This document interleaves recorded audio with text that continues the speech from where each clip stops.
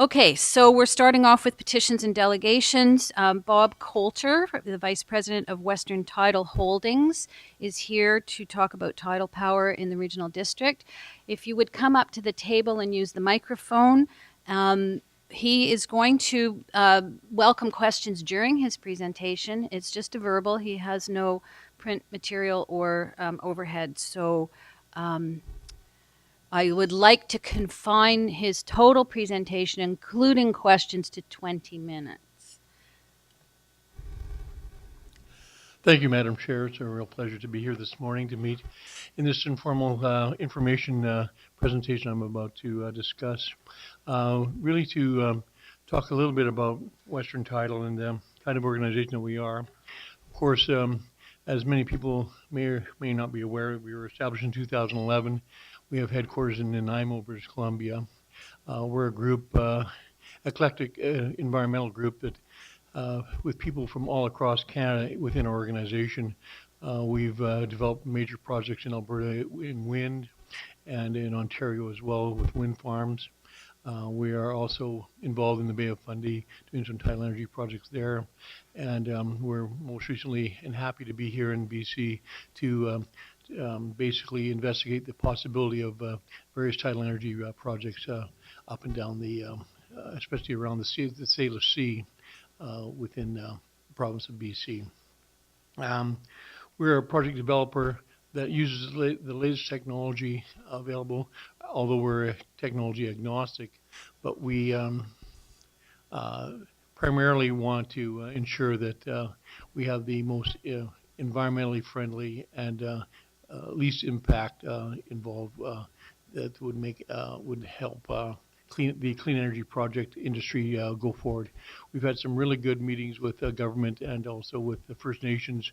We have the support of many First Nations already within the Salish Sea area, and we're happy to make this presentation today to just update you on where we are and who we are. So we entertain any questions, especially I understand that there was a letter circulated. We saw a copy of a letter from the SCRD several months ago when the old management of Western Tidal was still involved. Of course, there's been a complete management change, and I'm happy to be the point person on that management change. Are there any questions right now? Director Turnbull? Have you made presentations to the Seashell Indian Band and the Squamish Nation? Yes. Yes, we've made several presentations to Seashell First Nations group and enjoy their support in principle at this point in time. We have other First Nations that we have approached as well. I've made the appointment with Chief Bill Wilson from Squamish First Nation to go and talk with Bill. Of course, Bill and I are old friends. I'm an Aboriginal person myself. My grandmother is from the Penelkut First Nations. And of course, I enjoy a large family associations from all across Canada with my work with the Aboriginal Peoples Commission prior to this new opportunity here. I have a question from Director Morrow. Thank you for your presentation.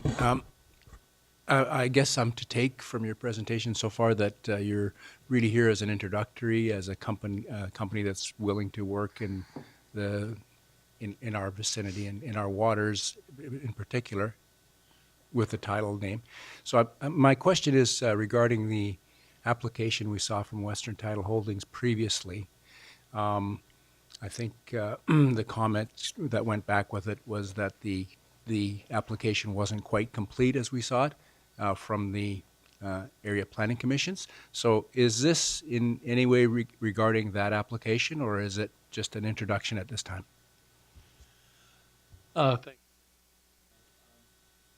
Basically, when we first applied to on Super application, we were quite sensitive to the pushback that we got from the various groups. Yeah, I don't think you need to hold the button. Just do it once and then leave it. Oh, well, thank you. Because my finger was really it was killing me there. Yeah, so we made that original application. Since then, we have heard from other groups that want to apply for that Skookumchuck license. And of course, what we've suggested and what has been agreed to, in principle at least, with the First Nations, is that we would become the agent and trust for that investigative license, which would mean that they would hold the hammer, as it were, that they would control any development, if any, would ever occur. But because there are other groups that wouldn't be as sensitive to their, to their desires and to their wishes, especially respecting their traditional territories and their cultural practices and the traditional knowledge that they have, we suggested that we would become their agent and trust on their behalf. And in exchange for that, they would give us alternative sites that they felt would have no impact on their traditional territory. And so that's the arrangement that we're working on right now with the Sechelt First Nations. Any other questions? Did you have anything further that you wanted to share? The only thing I'd like to say, Madam Chair, is that we are here as environmentally sensitive people that are very respectful and very transparent, that we don't have any kind of a hidden agenda. We're actually project developers, and we have a long history of working together with various community organizations. As you can well imagine, the large wind farms are in Ontario. It took 10 years to develop, and we were every step of the way we're a part of that negotiation, part of that community groups, meeting with them, farmer to farmer, one-on-one. We're here for the long term. We're not here to come in and try and push anybody around, or we're here to work collectively together, collaboratively in particular, with the First Nations and with the community groups. And we're happy to answer questions. And of course, I'd like to leave my business cards here for anybody who's got other concerns. And certainly look us up on our website, Western Tidal Holdings. And feel free to call me back at any time you'd like to get an update on how we're progressing. We're here again, like I said, for the next couple of years. Nothing will happen. We don't see anything happening on the water, at least for another 3 to 5 years. We don't want to set the expectation, as I explained to the First Nations earlier this morning when I met with them, we do not want to set the expectation that there will be a project. We're saying that we want to investigate the possibility of a project. It might not work for a variety of reasons. I mean, there's a lot of technical reasons why a project would not work. So we don't want to say, yes, definitively there will be a project, but we hope to investigate the possibility that someday, under the right circumstances, there could be a project here. So can you describe for us, if a project were set up in our some part of our waterfront, what would we see if we were looking out over the I was quite puzzled by those kind of thoughts until I was at a conference a couple of weeks ago, and there was a fellow going around the coast dragging a barge, and he's putting turbines on a barge. And of course, that is really old technology. Our technology, of course, is very invisible. It's under the water. The only thing that might happen would there might be a buoy on there to mark the area. Certainly wouldn't impact any fish. No whales would be harmed. A cable would come from the turbines to the shore. There would be a small building there, and then that would be connected to the main grid. And then, of course, the electricity is transmitted to your homes from there. So that would be the extent of what you would see from our, if that would happen. Now, the other thing is that there's many decision points along the way. I mean, we number one, get the support for the investigative license. Then we go out and investigate that. We got, I think it's up to 3 years to do that. And then once let's say after the investigative phase is over, we say, hey, let's do a project here. At that point in time, we start the next phase, which is developmental phase, which there's another major decision point. We all meet together again to talk about what does that look like. I mean, it's not just a one decision point. There's always decision points along the way over the course of many years that we would all have to meet together and agree on how that would work and what we would see to include everyone's concerns and also ideas in incorporating in that project. Thank you. Any other, Director Hockley and then Director Knorr.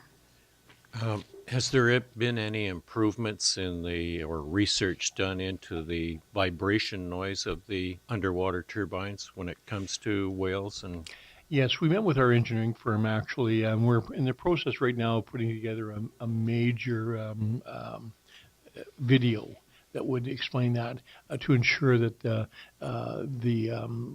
turbine noise wouldn't, the frequencies in particular would not impact the fish habitat in any way, or certainly the whales. So that's a question we've already asked, and they're busy right now trying to get that information. Their first response is that no, the frequency does not impact the fish, but we want to have something a lot more definitive than that. And so we're going to put that in our video presentation. When we next meet again, we'll have that information for you. thank you. You bet. Director Knorr? Just thank you for coming, and the fact that your Welcome. presentation is very consistent with what you told me when I met you with the First Nations. Yeah, good to see you Yeah. again, Gary. Thank you. And basically, to me, I'll be pleased to see your next presentation where you answer those particular questions and the fact that you're going to stay out of the Skookumchuck. Yeah, that's right. Well, I mean, we're actively talking with Chief Jerry Feschuk already, so as you know, and we've got agreements in place about how we want to deal with that issue for sure, and to everyone's agreement, by the way. So we wouldn't proceed unless we had consensus. I mean, we're a consensus-based organization anyway, so we would not proceed unless we had consensus from the group. Okay, anything further? Thank you very much. Madam Appreciate Chair. it. Look forward to hearing from you again. We're all in support of renewable power. So Exactly. Thank you so much. thank you.